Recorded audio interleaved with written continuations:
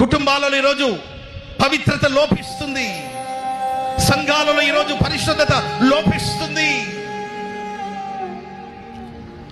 ఆచారపు ముసుగులో సాగిపోతున్నారు, దైవ భయాన్ని కోల్పోతున్నారు. దేవుని మాట అంటే రెస్పెక్ట్ లేదండి. ఈరోజు హంగులున్నాయి, ఆర్భాటాలున్నాయి,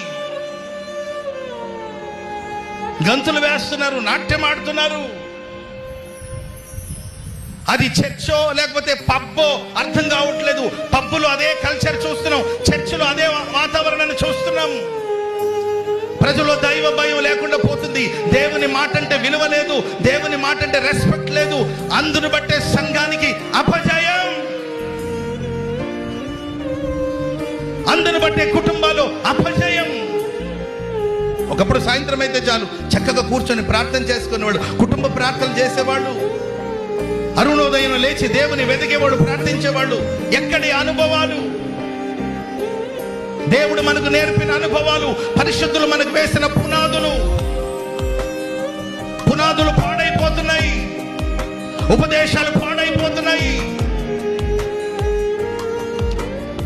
ఈ రాత్రి నువ్వు లేవాలి సహోదరుడా, ఈ రాత్రి లేవాలి. దైవ సేవకుడా, ఈ రాత్రి లేవాలి.